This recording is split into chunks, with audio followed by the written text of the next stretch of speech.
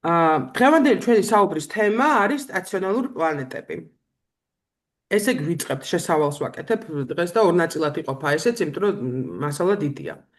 რა ხდება ჩვენ უკვე რეტროგრადულზე ვისაუბრეთ და ვთქვით ის რომ ეს არის ოპტიკური ილუზია. ოპტიკური ილუზია, რომ დედამიწიდან ჩვენ ესე აღვიქვავთ, რომ თითქოს შეანელა სვლა, თითქოს უფრო სხვა მიმართულებით მიდის, ჩვენ ესე ვხედავთ. ახლა მინდა გკითხოთ, შეიძლება თუ არა რეტროგრადული იყოს მთვარე ან მზე? არა.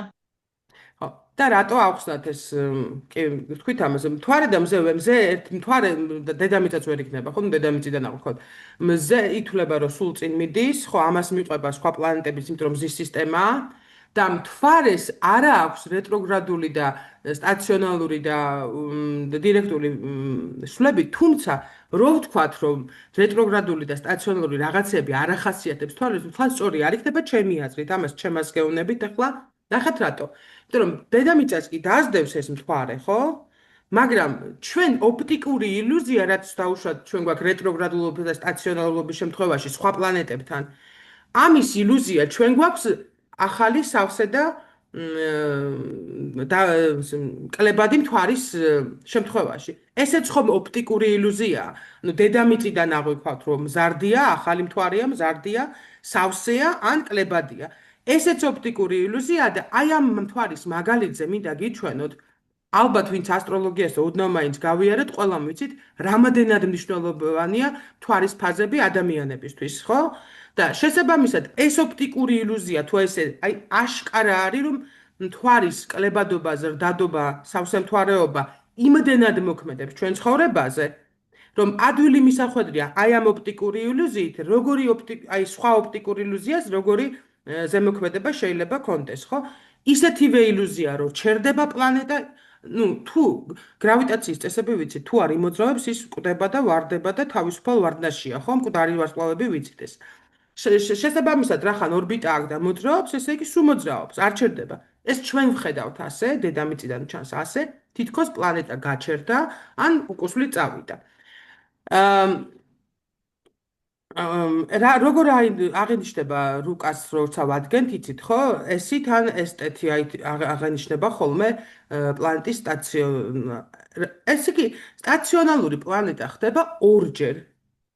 ორჯერ ცხოვრების განმავლობაში კი არა, ორი, ესე ვთქვათ, სადგომი, ორი გაჩერება აქვს სტაციონალურობის და სტაციონალურობას გულისხმობთ, რომ მოძრაობდა წინ დირექტიულად, გაჩერდა ოპტიკული ილუზია და წავიდა რეტროში, გაჩერდა და წამოვიდა წინ. გამარჯობა, თაბილა, გელოდებოდით, მაგრამ ვიფიქრეთ, რომ ისევ რაიონში და ვერ და შემოგვიყვება. ინტერნეტიც არ მქონდა, რომ ისა დაკავშირებოდა უკაცრავად. არა უშავს, ჩვენ დავიწყეთ სტაციონალურზე, ბევრი არ გვისაუბრია და ამიტომ ახლა თქვენს შემოგვიერთებ. ესე იგი, ორი გაჩერება აქვს. ერთი, როცა დირექტიულიდან გაჩერდა და რეტროში მიდის და მეორე გაჩერდა და ისევ დირექტიულით იწყებს სვლას. ამ ორ გაჩერებას აქვს მნიშვნელობა და ამაზე ვისაუბრებთ.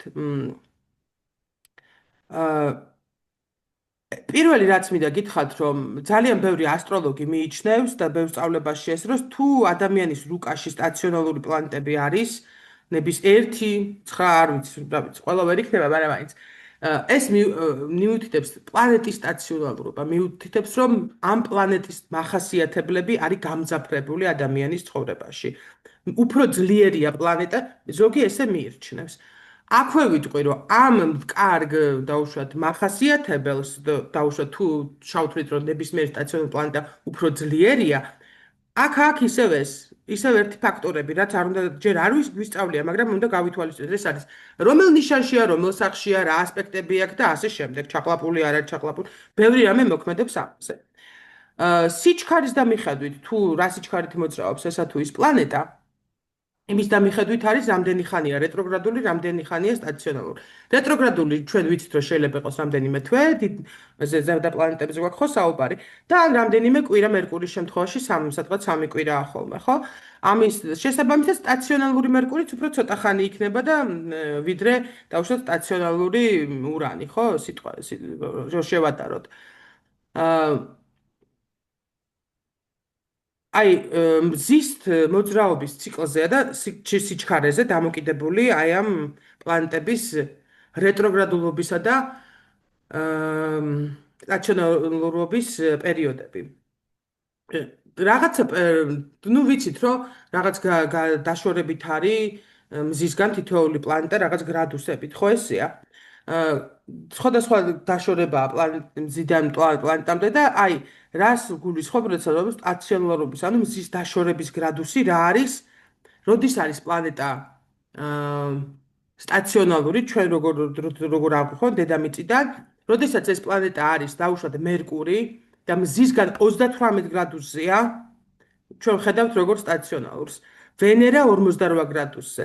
მარსი სტაციონალურს ხედავთ ჩვენ 129-157 გრადუსებში. ამას ახლა მასალას გამოგიგზავნით და თქვენ გეკეთებათ ცოტა. ზეპირად არ არის მარტო. იუპიტერი 113-118 გრადუსი მზისგან დაშორებას გულისხმობ. 108-110 არის სატურნი. ურანი 103 გრადუსზე რო შორდება მზეს, მაშინ ხდება სტაციონალური, ნეპტუნი და პლუტონი დაახლოებით 100-102 გრადუსის დაშორებაში ხდება აი ამ გრადუსებზე როცა არის ესე თუ ის პლანეტა, მაშინ ჩვენთვის აღქმადია როგორც სტაციონალური. ესე იგი, რა თქმა უნდა, სხვადასხვა სიჩქარით მოძრაობს პლანეტები, ჩვენ ვიცით ხო ეს როდესაც ცალკეული პლანეტა გავიარეთ, რამდენს ერთი წლის ერთ შემოტრიალებას რამდენ ხანში უნდება, ეს ჩვენ ვიცით და შესაბამისად მათი მოძრაობის სიჩქარეც განსხვავებულია, ესე ცხადია. ზომისა და ალბათ ორბიტის მიხედვით არ ვიცი რა განაპირობებს, ახლა რო არ გადავიდე ასტროფიზიკაში.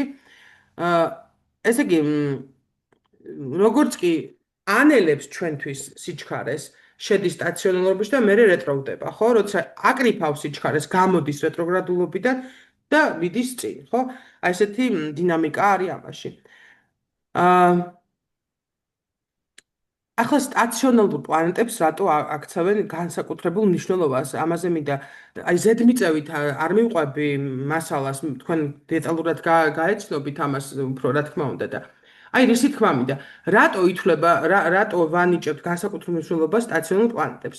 ზოგადად ნებისმიერი რუკა კარმულია, ვიცით რომ ამისით მოვედით რაც რუკაზე გვაქვს, ითვლება რომ სტაციონალური პლანეტები თუ არის ადამიანის რუკაში, ეს ადამიანი არ არის ახალი სული.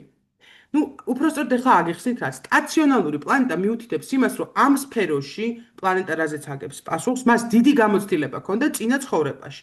და სტაციონალური პლანეტის არსებობა ახლა ნატალის რუკაში თითქოს მიუნიშნებს, რომ აი იქ რო იცოდა ეს აქ. ამითი დასტურდება, თორე ესე რომ ვთქვათ, რომ ნებისმიერ რუკა შემიძლია გავხსნა და ვთქვა, რომ ეს სული, რომელიც ახლა მოვლენილია, ახალია თუ ძველი, მაგას ვერ ვიტყვით. მაგრამ თუ სტაციონალურია, შეგვიძლია ვივარაუდოთ, თუ სტაციონალური პლანეტები აქვს, ისევე როგორც რეტროებზე, შეგვიძლია ვთქვათ, რომ აი წინა გამოცდილება რახან ჩანს ამ რუკაში, ესე იგი, უფრო ძველი და გამოცდილი სულია ვიდრე სხვა. ეს იმას არ ნიშნავს, რომ თუ არ მაქვს მე რუკაში სტაციონალური და რეტრო პლანეტები, ახგუში დავიბადე პირველად, ეს ამას არ ნიშნავს. ანუ უკუმტკიცებულება არა აქვს, ხო ხვდებით რა? ანუ 2x2 4-ია, მაგრამ პირიქით 4 არ ხდება ის რაღაცა სხვა მიმართულებით არ მუშაობს. ესე იგი, პირველ სადგომსა და მეორე სადგომს შორის, ან პირველი გაჩერება და მეორე გაჩერება სხვადასხვანაირად ეონებიან, რას ნიშნავს? ანუ პირველი გაჩერება, როცა პლანეტა მიდის წინ, გაჩერდა და ბრუნდება უკან. ეს პირველი სადგომია და მეორე სადგომია, როცა პლანეტა უკვე რეტროგრადულად მოძრაობს, გაჩერდა და წამოვიდა წინ. რას ნიშნავს პირველი გაჩერება? ეხლა ამას ზოგადად ეხლა მარტივად რო გითხრათ, უფრო მომგებიანი ნატივისთვის არის, როდესაც რეტროდან დირექტიულში გადადის. ანუ მეორე გაჩერება უფრო მომგებიანია და ეხლა ავხსნი რატო. რადგან ეს პლანეტა, რომელიც სტაციონალური ხდება, არის მის მანიშნებელი, რომ ამ სფეროში მას დიდი გამოცდილება ჰქონდა, პირველი სადგომი რეტროობაში გადასვლამდე თითქოს ამას ბლოკავს. აი იმ წინა ცხოვრებაში დაგროვებულ ცოდნას გამოცდილება, რაც ქვეცნობიერში მოყვება, თითქოს ბლოკავს და ნატივს უჭირს ამის გამოყენება. ის რაც მე მქონდა, თითქოს მებლოკება, ან დამახინჯებული ფორმით მოდის ჩემთან, ვერ ვიყენებ, რაღაცა შინაგანად გრძნობ და ეხლა ცალკე პლანეტებზე რომ მიხვდებით, რაზე ვსაუბრობ, უფრო კარგად. ეს არის მიუთითებს იმაზე, რომ აქ რაღაცა ძალიან ცუდად გამოვიყენე, ცუდად დავამუშავე ამ პლანეტის თემა წინა ცხოვრებებში და ამიტომ არ მეძლევა მიღებული გამოცდილების გამოყენება. ვერ ვიყენებ ამას. აი თითქოს მაქვს, აი როგორ გითხრათ, მოპარული ოქრო რო გქონდეს და ვერ იყენებ. კი გაქვს, მაგრამ ვერ წყიდი, იმიტომ რომ დაგიჭერენ. აი რაღაც ესეთი სიტუაცია არის. ესეთი გამოსასწორებელი. პოტენციურად ესეთი პლანეტის ესეთი მდებარეობა არის კრიზისული. უფრო ძლიერად მოქმედებს, უფრო გამოკვეთილად მოქმედებს, ვიდრე მაშინ როცა პლანეტა რეტროგრადულია. ჩვენ რეტროზე რო ვისაუბრეთ, თქვით რომ ნებისმიერი პლანეტა რეტროში შეიძლება ავლენდეს ამ პლანეტისთვის მახასიებელ თვითმფრინავს გამძაფრებულად, უფრო მეტი ქონდეს ან ძალიან დაზიანებული იყოს, ხო? გააჩნია რუკას როგორ არის და პირიქით არ მოქმედებდეს და აი ეს იმაზე მნიშვნელოვნად ნახეთ როგორ გითხათ. აი ცოტაავად კი არ არის, ძალიან ავად არის, ან ცოტა ნიჭიერი კი არ არის, ძალიან ნიჭი. აი ესეთ მომოცემულობას აძლევს, ოღონდ თუ პირველი გაჩერება, ამის გამოყენების სირთულე ხდება. ვერ ვიყენებ. ვერ გამომაქ გარეთ. მთელი ცხოვრება შეიძლება ვიტანჯო ამ თემებით, შიგნით ძალიან დიდი განვითარება მქონდეს და კაცი არ გამოჩნდეს, რომელსაც ვეტყვი თუნდაც რა მოვიაზრე და რა გადავხარშე ჩემ ტვინში ამ თუ იმ თემასთან დაკავშირებით. გარე გამოვლინებას, როგორც წესი, ადამიანის შინაგანი დამოუკიდებლობა აღნიშნული პლანეტის ფუნქციით ვერ ახერხებს. ნახეთ პირველი სადგომის. ვერ ახერხებს, რომ რაც შიგნით ხდება, გონება იქნება, ემოცია იქნება თუ ასე შემდეგ, ვერ ახერხებს, რომ მიიტანოს სხვა ადამიანამდე, ვერ ახერხებს, რომ გამოიყენოს ცხოვრებაში ის უნარები, რაც აქვს. თუ აქვს, შეიძლება საერთოდ არ ქონდეს ამ თემის უნარები, ისე ვამბობ, რა მდებარეობა აქვს, რომელ სახლშია, რომელ ნიშანშია, ამას აქვს, რა თქმა უნდა, მნიშვნელობა. აი მაგალითად, ხათოს აქ მეყვანილი მარსი პირველ სადგომში შეუძლია მისცეს ადამიანს ჰიპერსექსუალურობა, ან ჭარბი აგრესიულობა და კონფლიქტურობა. აი მარსი, პირველ სადგომში, პირველი გაჩერებას ვუყურებ. და ამასთან თავად ადამიანი ხდება რთულ შინაგან მდგომარეობაში. ერთი მხრივ აქვს ეს გამოცდილება და შეუძლია გამოიყენოს, თუნდაც ავიღოთ ჰიპერსექსუალური, ვერ იყენებს. ვერ აწყობს ურთიერთობებს.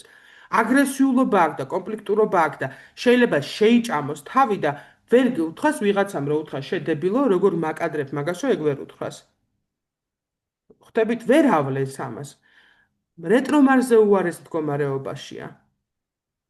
იმიტომ რომ შინაგანად იწვის, შინაგანად ეს პოტენციალი აქვს.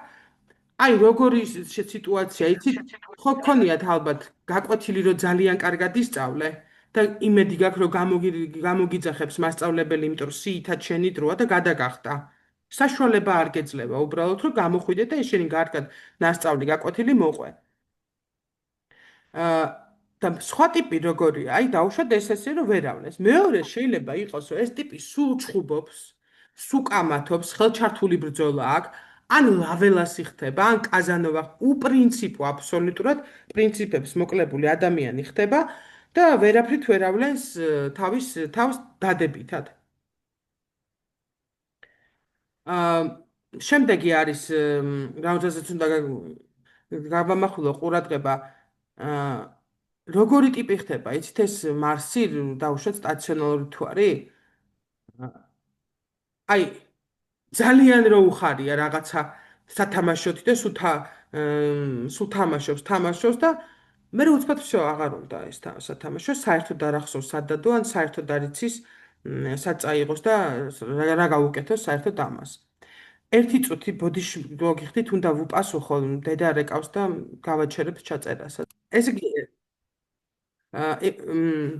იმას ვამბობდი, რომ მარსის თუ ნებისმიერი სხვა პლანეტის შემთხვევაში, როდესაც ეს გაქვს მოზვავებულად, ეს ამ თუ იმ პლანეტის ენერგია, უბრალოდ ვერ იყენებ, ვერ გამოგაქ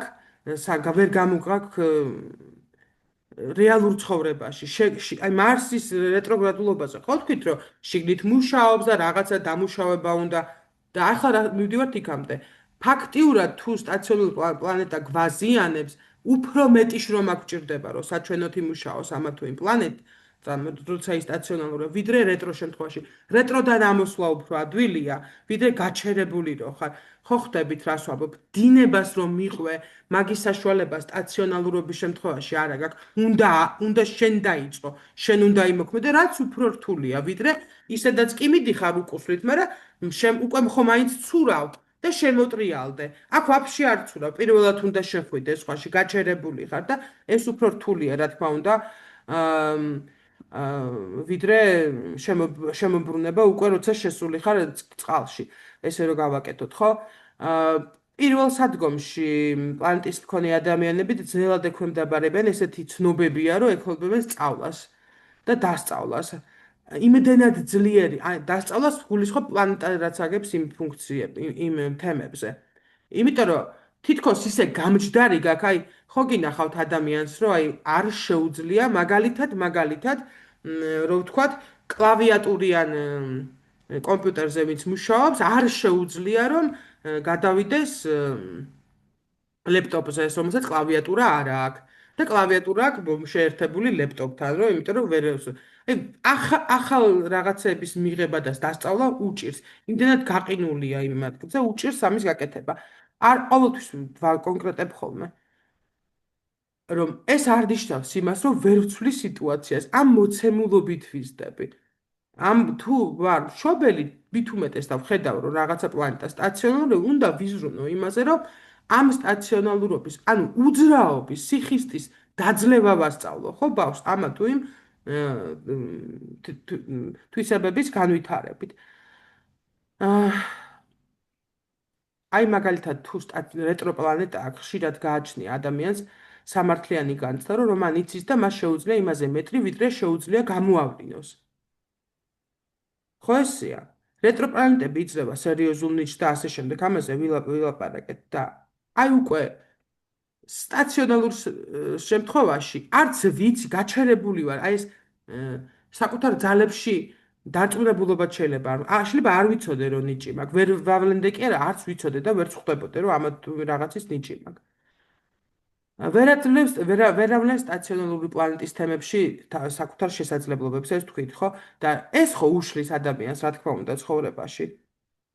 უშლის ამავე პლანეტის თემების, რაც დაგროვილი ცოდნა აქ ის გამოიყენოს, ან რაც შესასწავლი აქვს, ეს აითვისოს. აი იმიტომ გაჩერებული, არაფერს არ აკეთებ.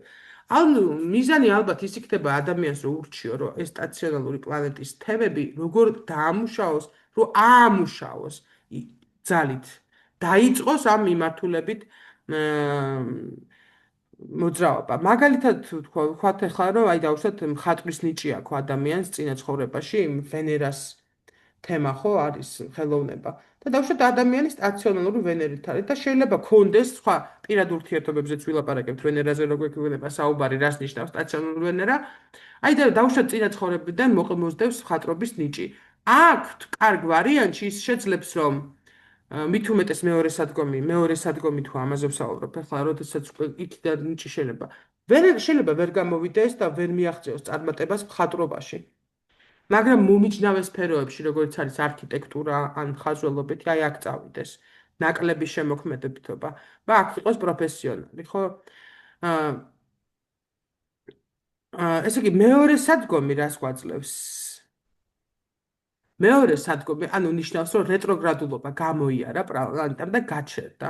ეს ნიშნავს, რომ მეორე სადგომის სტაციონალურობა ადამიანს აძლევს აი ამ რეტროში გამოვლილი გზის და აქ დაგროვილი ცოდნის მეტად გამოყენების საშუალებას. ამიტომ მეორე სადგომის რეტროგრადული სტაციონალური პლანეტა გაცილებით უფრო მომგებიანია და გაცილებით უფრო ბევრ რამეს გაძლევს. ანუ გაძლევს იმის საშუალებას, რომ რაც გაქვს, რაც წამოიღე, რაც დააგროვე, ის ადგე და ეხლა გამოიყენო. აი, ხათოს უწერია, რომ გვიდო ბონატი არის ერთ-ერთი ასტროლოგი, რომელიც ესეთ რამეს ამბობდა. სტაციონარული მეორე სადგომის სტაციონარული პლანეტის მქონე ადამიანებს, რომ ეს იგივეაურად მძიმე ავადმყოფობის შემდეგ იწყებს გამოჯამრთელებას. ანუ რაღაცა გამოცდილება გადახარშა, მიიღო და ეხლა ჯამრთელდება და მოდის და შეუძლია ახალი ძალებით შეუტიოს. და ასევე ვიტყვი, რომ სტაციონალური თუ არის მეორე სადგომის პლანეტა თუ სტაციონალური და მეორე სადგომისა, ამის დამუშავება უფრო მარტივია, ვიდრე პირველის. იმიტომ რომ ნახეთ, იქ დაბლოკილი მაქვს ცოდნა და წინაც ვერ მივდივარ, ვერსად ვერ მივდივარ, ვდგავარ და აქ კიდე კი მაქვს გახსნილი ეს რეტროდან წამოღებული მაქვს ეს ცოდნა და ბიძგი მჭირდა. კი ვდგავარ, მაგრამ ბიძგი უფრო მარტივი ბიძგით შემიძლია წინ წავიდე. იმიტომ რომ უკვე პლანეტა წინსვლისკენ არის მიმართული და არა უკუსვლისკენ. დამიდა რომ ვთქვა, რომ ითვლება, რომ სტაციონალური მეორე გაჩერების მით უმეტეს პლანეტები და მით უმეტეს უმაღლესი პლანეტები, ვისაც აქ რუკაში, ის ადამიანები განსაკუთრებული ცოდნებით, აი მრავლობითში არის დაჯილდოებული და ზოგადად ითვლება, რომ უფრო აი ნიჭიერი კი არა, აი გიფთით რაღაცით თითქოს დაჯილდოებული არის, განსაკუთრებული ნიჭით, განსაკუთრებული გონებით. თუმცა შეიძლება სულაც ვერ მიაღწიოს იმ რაღაც ფართო პოპულარულობას და რაღაცას იყოს, აი შინაგანად და გარეგნულად და ძალიან ესეთი ადამიანი იყოს. აი რაღაც მარსზე რო საუბრობდით პირველი გაჩერების, რომ ვერავლენს და შეიძლება გახდეს ლაველასიდან დაწყებული ჩხუბის თავი დამთავრებული, ხო, აი თუ მეორე გაჩერების სტაციონალური აქვს, მაშინ ეს მისი მარსიანული აგრესია და მარსიანული საქმიანობა რაც არის ზოგადად, ხო, აი მჭედლობიდან დაწყებული სამხედრო მოსამსახური დამთავრებული ძალიან დიდ წარმატებას მიაღწევს ამ სფეროებში. ხელოსნობა, საომარი, სპორტი. სპორტში აქ სპორტსმენებს როგორც ვნახე, ბევრ სპორტსმენს აქვს ზუსტად მეორე სტაციონალური გაჩერება მარსის. აი ხო უცდაო, აქეთკენ უბიძგებს, ანუ ის დაგროვილ რეალიზებას უკეთებს უფრო კარგ მიმართულებაში. და აი თუ პირველი სადგომის შემთხვევაში თითქოს რაღაცა სტაციონური პლანეტის თვისებების გამოვლენას და გამოყენებას თითქოს რაღაცა გიჭერს და არ გიშვებს და უკან ქაჩავს, ანუ რეტროში ქაჩავს, ხო, უკუსვლელობაში ქაჩავს. აქ რეტროდან გამოსული, ან დირექტილში გარდამავალი სტაციონალური თითქოს აი ეს რაც მოგაქვს ცოდნა, ცოტა თითქოს თავდაღმართზე ხარ და გაწვება, რომ უფრო დიდი სიჩქარე წახვიდე. ესე ითვლება. არ ვიცი თითოეულ რუკაში როგორ მიმუშავებს, ალბათ აქვე უნდა კიდე ერთხელ თქვა, რომ მარტო ცალკე პლანეტას ჩვენ არ ვაფასებთ რუკაში. აი რა, ეხლა მინდა ზოგადად თქვა, რა ხდება, როდესაც ეს რუკაზე ვსაუბრობდი და ეხლა როცა ცაზეა ესეთი მდგომარეობა. ცაზე როცა ესეთი მდგომარეობა, თუ ესა თუ ის პლანეტა ხდება სტაციონალური და აქვე დავაზუსტებ. რა კარგია, რომ პირადი პლანეტები მხოლოდ რამდენიმე დღე შეიძლება საათიც კი იყოს სტაციონალური. იცით რატო? ახლა პირადი პლანეტები უშუალოდ ჩვენ გავგიჟდებოდით, წარმოიდგინე, რამდენიმე თვე რო გაგრძელდეს, როგორც ურანი და მაგალითად პლუტონის რეტროობა, სტაციონარობა რამდენიმე დღე და კიდე საათზეა ლაპარაკი. დიდხანს რო არის სტაციონარული, თუნდაც ერთი კვირა და თქვენო ახლა შინაგანი მერკური ან ვენერა ან მარსი რო დაგებლოკოს და ვერ აფუნქციონირებს ისე როგორც ჩვეულ რიტმში არის. ფართო მასებზე ესე მოქმედებს, იჭედება ის თემები. პლანეტის სტაციონალურობის შემთხვევაში, აი ხომ ამბობთ რეტრო მერკურიზე იქ ვაჭრობა და რაღაცეები და რეტრო ურანზე აგერ ინტერნეტის პრობლემები არის. უბრალოდ იჭედება, განაც ცუდად მუშაობს, ან რაღაცა შეფერხებები აქვს. ეს თემები, რომელსაც პლანეტა განაგებს, უბრალოდ არ მუშაობს. ხო ხვდებით რასაც ვამბობ? არ იქნება ეს შედეგიანი. მოლაპარაკება, რომელიც დანიშნული არის მერკურის სტაციონალურობის საათებში, დამთავრდა ისე უბრალოდ არ შედგება. ნუ აზრი არა აქვს, ხო ხვდებით? იმიტომ რომ არ მუშაობს, ის გაჩერდა, არ მოქმედებს. სტაციონალურ პლანეტებზე კიდე რას ამბობენ, რა ცოდნა გვაქვს და რა ვიცით, რომ შეიძლება გაათავისუფლოს ადამიანი და დაწვას მთელი მისი კარმა. ნიშნავს ის, რომ რაც კარმული დავალიანება, ესე რომ ვთქვათ, რაც მე თუ ეხლა მაგ ამ თემაში რეტრო ეს პლანეტა, მე შეიძლება ამ ცხოვრებაში მეძლება შანსი, რომ ამ თემის მინუსები აქ ამოვწურო. აქ დავამუშავო ბოლომდე ეს თემა. და მეტი ეს ჩემ ცხოვრებაში, შემდეგ ცხოვრებებში აღარ გავიტანო, ხო? აი, ერთი და ორი პლანეტა თუ არის სტაციონალური, ამაზე კიდე შეიძლება ვისაუბროთ, ბევრი რომ შეიძლება იყოს დიდი მეცნიერი ან არაფერი ეს ან მოკლედ რაღაც საზოგადო მოღვაწე, მაგრამ ითვლება რომ თუ სამი და მეტი სტაციონალური პლანეტა ადამიანის ცხოვრებაში და ეს ძალიან იშვიათად ხდება, თქვენ ხვდებით ხო, რომ როდესაც უნდა დაემთხვეს და ბავშვს უნდა გაჩნდეს ამ დროს, რომ ესეთი ადამიანები არიან მთლიანად ეპოქის ადამიანები, დიდი ცვლილებების მომტანი ადამიანები, არა მარტო სფეროში, არამედ ქვეყანაში და სამყაროში. და ხათოს აკავს მოყვანილი სერგი რადონეჟელი, იცით ალბათ ხო, დიდი რუსი ის არის წმინდანი, სტაციონალური მერკური, ვენერა, სატურნი.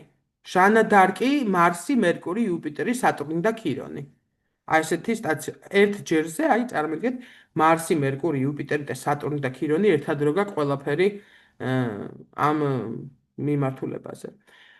ეხლა რასაც ვიტყვი, ეს ვიტყვი იმისთვის, რომ და ხაზგასმით წითლად მოვნიშნეთ თვითონ ფაილში, იმიტომ რომ ეს არის რასაც მერე მოვუბრუნდებით და მერე უნდა მოუბრუნოთ, იმიტომ რომ რასაც გეტყვით ჯერჯერობით არ იცით და იმიტომ დიდი რაოდენობის სტაციონარული პლანეტების მქონე ადამიანები იღებს თავის თავზე ყველაფერს, რაც უნდა გააკეთებინა მისი თაობის ადამიანებს. ანუ დიდი ცვლილებები მოაქვს.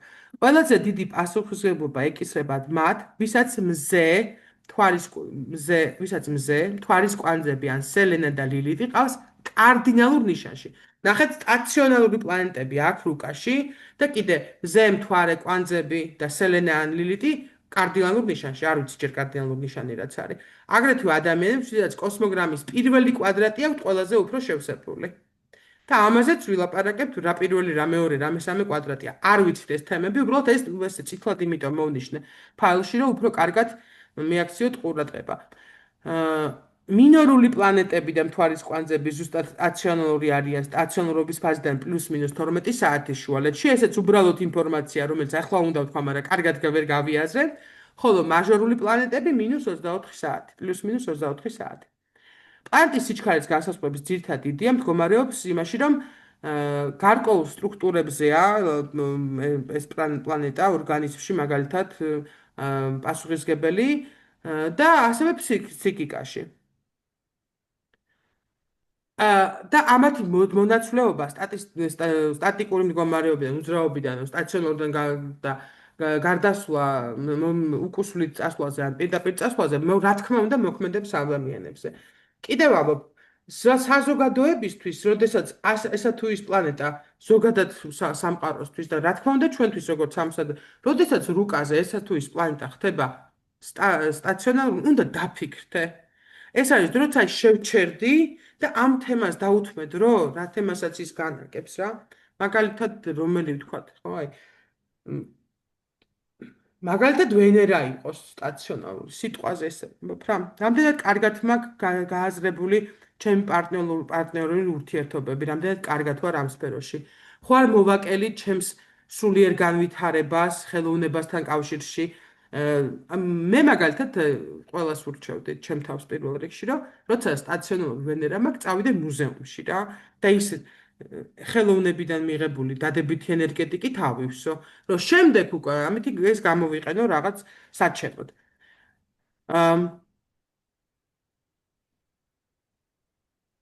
ესე იგი, კიდევ ერთხელ გავიმეორებ, ან გკითხავთ პირიქით თქვენ.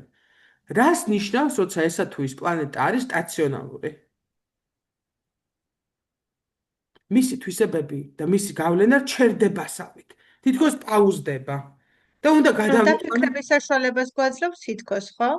ხო, რუკაში და პროგრესიაში, ანუ ადამიანის მიმდინარე სოლარში, ეს გვაძლევს იმას, რომ დაფიქრდე ამაზე და ეს გამოიყენო რაღაცისთვის, ზოგადად საზოგადოებაზე მოქმედებს ეს, რომ ეს პაუზა, აი როგორ არის და თითქოს აი გაიბერა ბუშტი და ეს გასკდება და შიგნიდან კანფეტი გადმოიყრება, კაფეცი გადმოიყრება და ბრჭყვიალა თუ გადმოიყრება რაღაც ჯანდაბა და ოხრობა, ეს უკვე ჩვენზეა დამოკიდებული, როგორც პირად ცხოვრებაში ჩვენ თითოეულზე, მე ვამბობ, როდესაც მე არ მაქვს სტაციონარული პლანეტა, მაგრამ ცაზია ახლა, ხო? რომელიღაცა პლანეტა სტაციონარული. ამ შემთხვევაში. დავიწყოთ ახლა ცალკე პლანეტებზე საუბარი. კიდე რა მინდა გითხრათ, ვინაიდან სტაციონალურ პლანეტების დროს დაბადებული ადამიანების რაოდენობა, ცნობილი დაბადებული ადამიანების რაოდენობა მცირეა, რატო ვამბობ ამას და ხალხს მიხვდებით? როგორ ვავითარებთ და როგორ ვითარდება ნებისმიერი მეცნიერება, ნებისმიერი თეორია, დაკვირვებით, ხო? ანუ დაკვირვებით ვაკეთებთ. ანუ მერკურის თვისებები, პლუტონის თვისებები იქნება თუ რატო გვაქვს ქირონზე ცოტა ინფორმაცია, ხო? იმიტომ რომ ახალია, ხო? და ვინაიდან პლანეტის სტაციონარობის დროს დაბადებულ ადამიანებთა რიცხვი თვითონ ცოტა ბევრი ინფორმაცია სტაციონარ პლანეტებზე მოიპოვო, უბრალოდ შეუძლებელია, იმიტომ რომ ცოტა პერიოდია და თან ერთი რაც ვიცი დაზუსტებით, ამ პლანეტის თვისებები შედარებით ცოტაა თქო ამბობ თორე ხა სულ არ არხო მაგას არ ამ პლანეტის თვისებები ჩერდება ორისა თუ კიდევ ერთხელ ვიმეორებ თუ პირველი გაჩერება გაბლოკილი მაქვს და ვერ ვიყენებ ხო და უნდა გადავლა ხო უნდა შევძლო ამ ჩემი პლანეტის ამუშავება რაც რთულია იმიტომ რომ დგავარ და უყურებ რადგან მაცივარიც არა მაგრამ აი მაცივრის წინაშე დგავარ და კარიც არა შიგნით რა არის არ ვიცი ვერ ვიყენებ ვერავ წარმოსახვაშიც ვერ ვიყენებ, იმიტომ რომ თუ გავაყე და დავინახე კვერცხი რძე, აი ომლეტს გავაკეთებ, ვიფიქრებ, ხო? და მეორე გაჩერების შემთხვევაში სტაციონარული პლანეტის მეორე უკვე ვიცი, რომ ჩემს უკან დგას მაცივარი, რომელშიც რა პროდუქტებია, ხვდები და რისი გაკეთება შემიძლია. და რა თქმა უნდა, უფრო მომგებია სიტუაციაში, ვიდრე შავი ყუთი რომ მაქვს და წარმოდგენა არ მაქვს, შიგნით რა არის. მეორეს გაჩერება უფრო მომგებიან მდგომარეობაში აყენებს და ახლა როდესაც გაჩერებული ვარ, ნახეთ რა უნდა გავაკეთო, პირველი გაჩერება რაც არის, რაზე უნდა ვიმუშაო. მე როცა მაქვს პირველი გაჩერების სტაციონარული პლანეტა ნებისმიერი. მე უნდა ვეძიო რა მიდევ შავ ყუთში. მე უნდა გავიგო ჯერ რა მაქვს და მე უნდა დავიწყო ამის გამოყენება. გაცნობიერებაზე მიდის. რა რესურსი მაქვს? რესურსის გაცნობიერება მჭირდება, იმიტომ რომ დგავარ. და აი ამ ადამიანის იძულება პირველ გაჩერებაზე რომ ყუთი გახსნას და ჩაიხედოს ცოტა უფრო რთულია. და ნუ რა თქმა უნდა ცხოვრება ამას ეხა მიგარტყმევინებს თავს შენ თუ ჯობია ახადო ვიდრე თავის რტყმით გახეთქო ეს შავი ყუთი ხო? ეს რაც ლექცია დავიწყეთ ახლა დღეს სულ მაქვს ეს კითხვა და ვარ მკითხავ. ანუ ჩვენ როგორ უნდა გავიგოთ ეს პირველი გაჩერება არის თუ მეორე გაჩერება არის? აუ ძალიან კაი კითხვაა, დიდი მადლობა ამისთვის, იმიტომ რომ ეს უნდა მეთქვამე. რუკა ნებისმიერ პროგრამაში როგორც წესი არ არის მითითებული ხოლმე SD ან SR. არ არის ხოლმე ეს მითითებული, თუმცა ლიტერატურაში შეიძლება ნახოთ SD და ეს ნიშნავს სტაციონარ რომელიც დირექტიულისკენ მიდის და სტაციონარ რომელიც რეტროგრადული SR არ ნიშნავს. მარტივად გადაიყვანეთ დრო ეფემერების გამოყენება ჯერ არ ვიცით, მაგრამ დრო გადავიყვანეთ. მაგალითად თუ სტაციონარულია მერკური რამდენიმე საათი გადაწიეთ უკან, ერთი დღით გადაწიეთ უკან. თუ დირექტული იყო, ესე იგი პირველი გაჩერება, თუ რეტრო იყო, ესე იგი მეორე გაჩერებაა. გადაყავს უკან დრო, ხო? წინ ვთქვი ხო მე მგონი. უკან გადაყავს დრო, დაუშვა დღეს არის 16 რიცხვი, გადავიყვან 15-ზე. თუ არის რეტრო, შეიძლება ერთი კვირა იმიტომ რომ ურანზე და პლანეტები დიდხანს არის, ხო? ერთი კვირა გადავწიო უკან. თუ დირექტულია პლანეტა დროის გადაწევის უკან გადაწევის შემდეგ. ესე იგი ეს არის პირველი გაჩერება დირექტულიდან, სანამ უკუსვლით დაიწყებს ხოლმე რეტრომდე, ხოლო თუ რეტრო არის, შესაბამისად ეს არის მეორე გაჩერება. ეს დირექტულიდან რეტროში გარდამავალი სტაციონარული პლანეტა არის პირველი გაჩერება, რეტროგრადულიდან დირექტულში გარდამავალი სტაციონარული პლანეტა არის მეორე გაჩერება.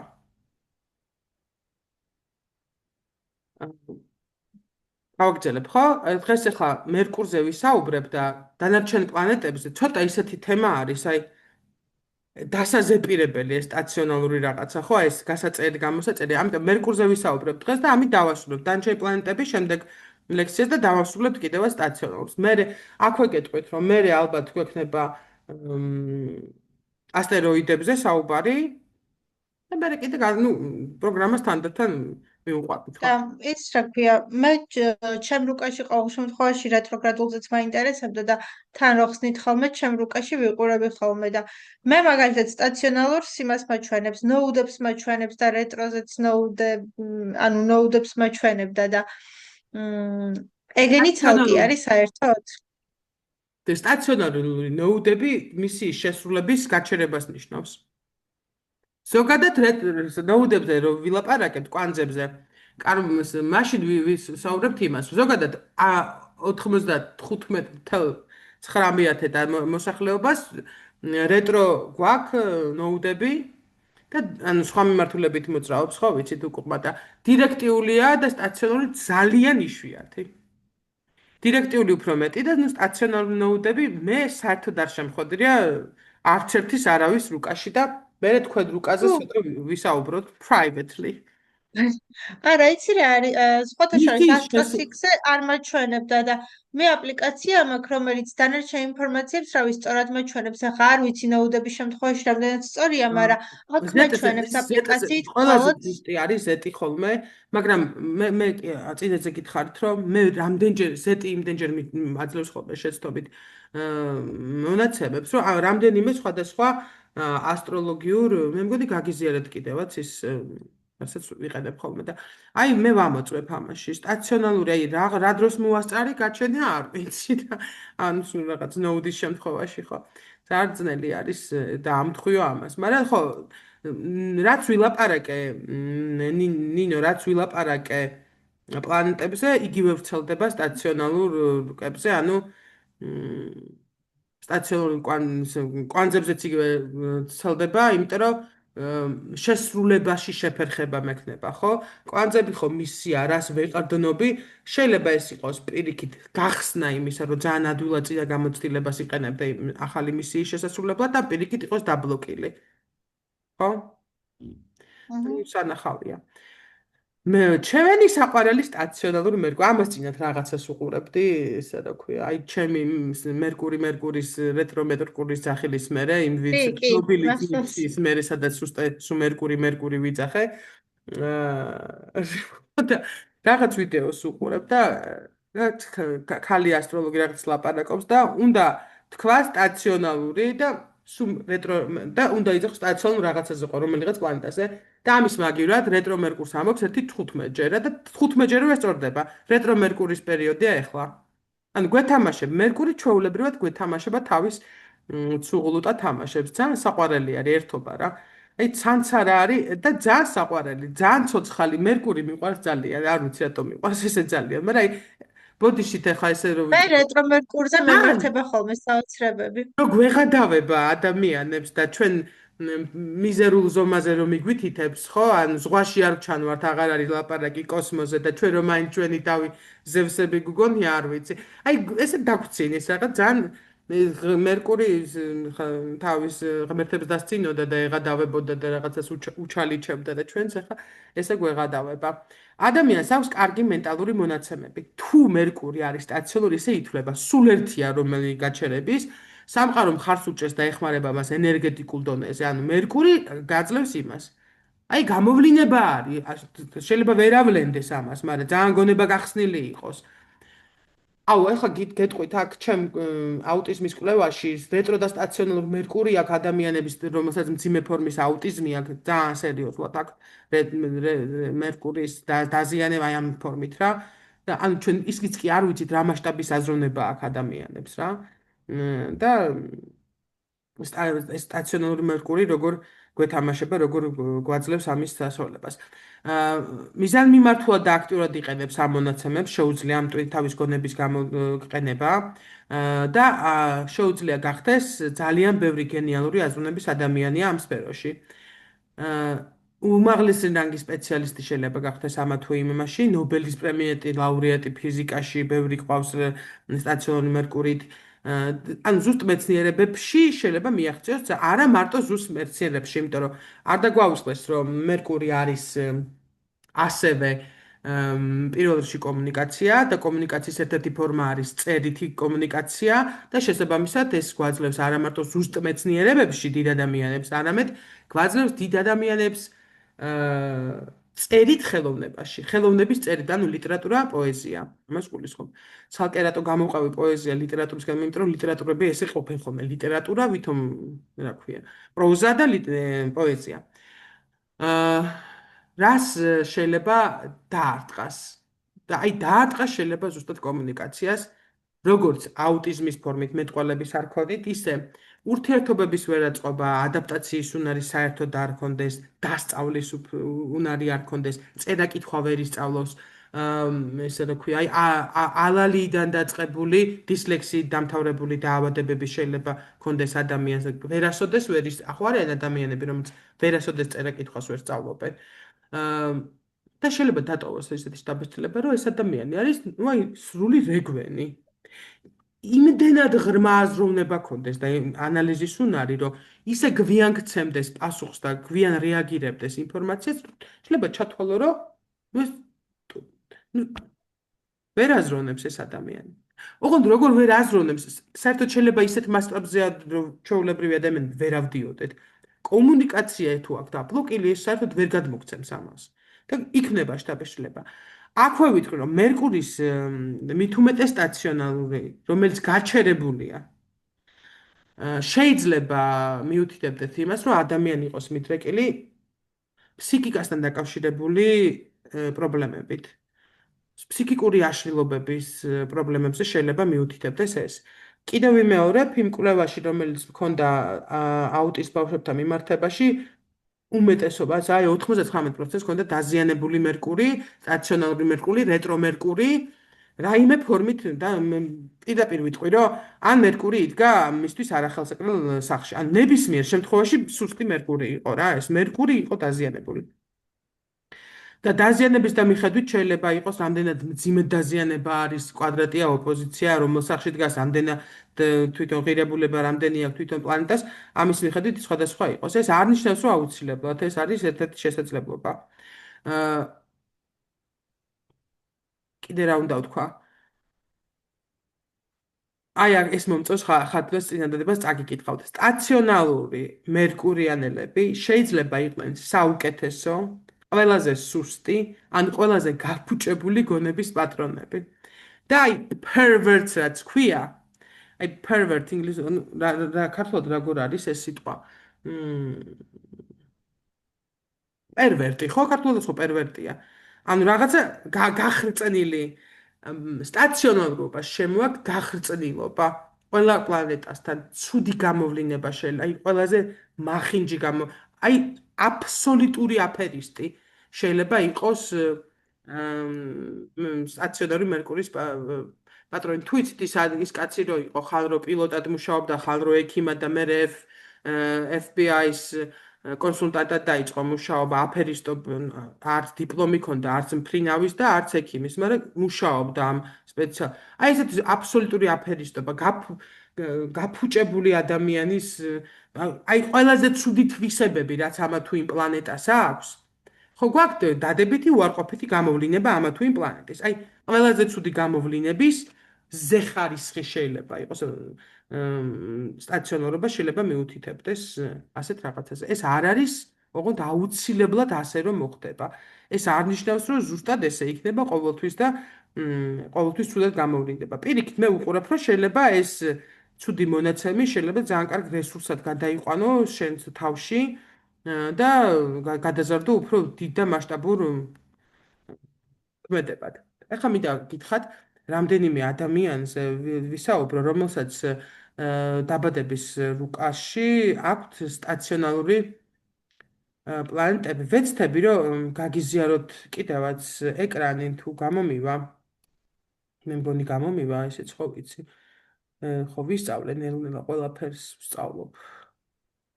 კარგად კი არ გამომდის, მაგრამ მაინც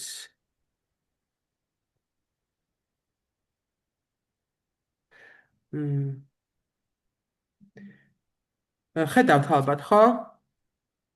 კი. ეს არის Steve Jobs-ის დაბადების რუკა. აი მეხუთე სახლში მერკური სტაციონარული, ხედავთ?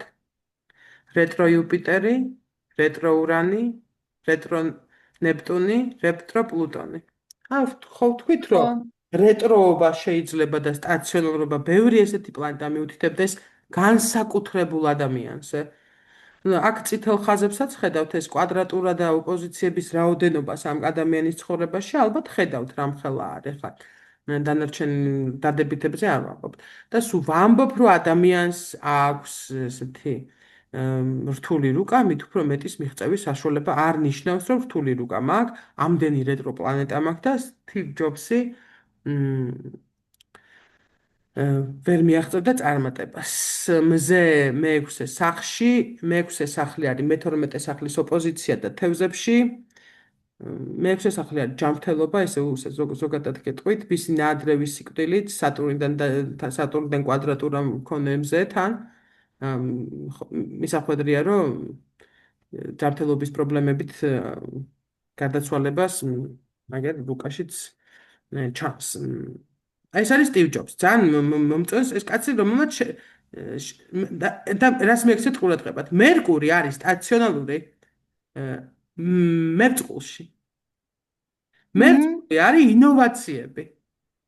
ამ კაცმა თავისი სტაციონალური მერკურით მერწყულიდან წამოიღო ის, რასაც დღეს ჩვენ ვიყენებთ, ხო?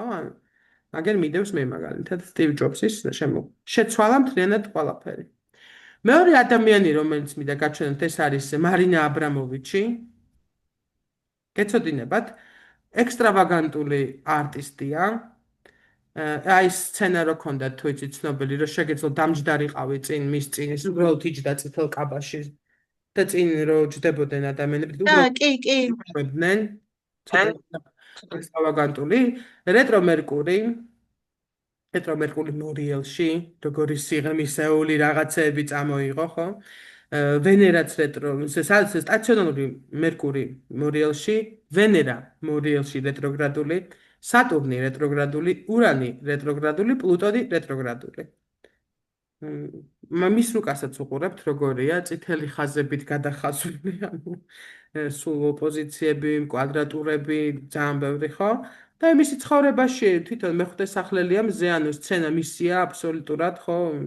მე-5 სახლის თემები მისია და აი ესეთი ადამიანია, წარმოიდგინეთ, როგორი შემოქმედებითობაზე აიხსახა, ხო? მისი სტაციონარული მერკური და ვენერა ხელოვნება. გამოიყენა თავისი ისინი, ხო? ისე თუ იცით, თუ შევხედავთ იმას, რომ აი ამ მის ცნობილ პერფორმანსში, სადაც ის ზის და ხმას არ იღებს, ჩუმად არის. კიდე ქონდა პერფორმანსები, სადაც ისინი დააფურთხებდნენ, იცი, ეგეთ რაღაც და ისაც ხმას არ იღებს. ზის და მერკურის მთავარ თვისებას, ანუ მეტყველებას, კომუნიკაციას, ვერბალურ კომუნიკაციას არ ამყარებს. აი ეს მაგრამ თვალებით აკეთებს მაგას. თვალებით აკეთებს მაგას, ხო, კარგად მითხარით ახლა და პლუტონი ყავს რეტრო. თვალებით აკეთებს მაგას. აი ზუსტად მაგას ვამბობ, ხო, იყენებს კომუნიკაციის ამ ფორმას, ხელოვნების ამ ფორმას, რეტრო იმას, მაგრამ ჩუმაძის. ხმას არ იღებს. მერკურის მთავარ კომუნიკაციის იმას არ იყენებს. ვერბალურ კომუნიკაციას არ ამყარებს და ზუსტად ვერბალური კომუნიკაცია დარღვეული აუტისტებს. არ გელაპარაკებიან, კომუნიკაციას არ ამყარებენ. ოკეი, და ეს კიდევ ერთი მინდა გაჩვენოთ, ეს არის ბორის ლეონიდოვიჩ პასტერნაკ. პასტერნაკი, მე ვთქვი, ისიც ვახსენე, რომ ნუ ეს უკვე ახლა ნუ ცოტა ზე ადამიანია, ორი მერკური და ნეპტუნი სტაციონარული ხელოვნების ფაქო სპექტრი, მერკური სტაციონარული, ისე მერწყულში, ნახეთ, აქაც მერწყულია. ხო, რაღაც ინოვატორი პოეტი, ხო, იყო ყველამ ვიცით ეს რა თვით არის, რეტრო სატურნი, რეტრო урანი, რეტრო პლუტონი, სტაციონარული ნეპტუნი, სტაციონარული მერკური. აი ესეთი მის დაბადების მომენტში ესეთი რაღაცა ხდება. და ეს კაცი გვევლინება, ნუ პასტერნაკის პოეზიაზე, ახლა ლიტერატურათმცოდნე არ ვარო, ბევრი ვილაპარაკო, მაგრამ ვიცით, რომ პასტერნაკი არის აღიარებული საქვეყნოდ და ყველას მიერ, ხო? სხვა დონის ეს პოეზიით. და აქ რატო გავაკეთე ეს შეპირისპირება მარინასთან, იმიტომ რომ ის ხმას არ იღებს და ესეც წერს.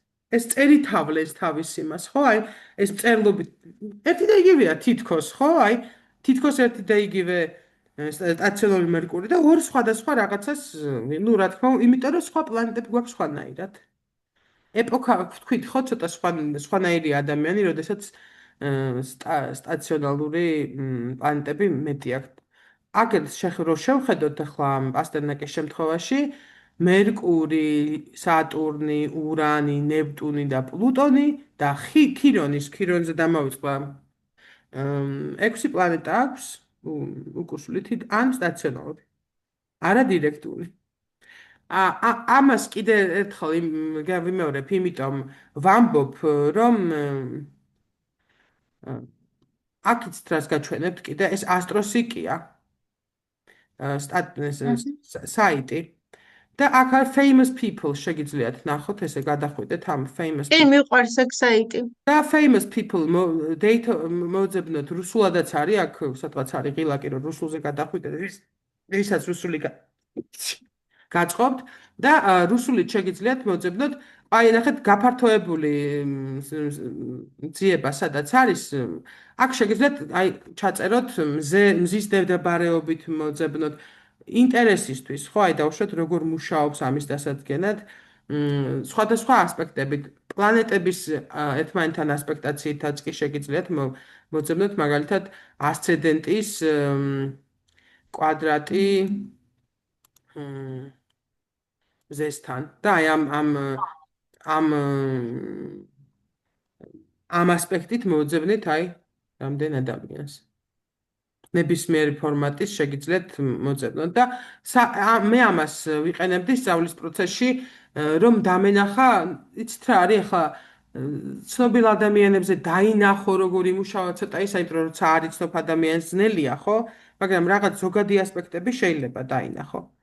აი მაგალითად როგორც მე ხლა ამ წუთას დავინახე, როგორ მოქმედებს ადამიანებზე მერკური სტაციონალური ერთ შემთხვევაში არის პერფორმანსი სიმუნჯით, მეორე შემთხვევაში არის პერსონი ზუსტად სიტყვით. ხო, ანუ გამოვლენა ამისი. და ნუ სტივ ჯობსის ახლა ჩვენი საყვარელი თუ არა საყვარლისთვის როგორ სტაციონალური მერკური ხო, იმდენად გამოვლენილი და აშკარა არის, რომ შეიძლება ზედმეტიც იყოს საუბარი ამაზე. მოკლედ ეს იყო დღეს ჩვენ რაც გავიარეთ, იცით რატო ვჩერდები, მე დავაპაუზებ.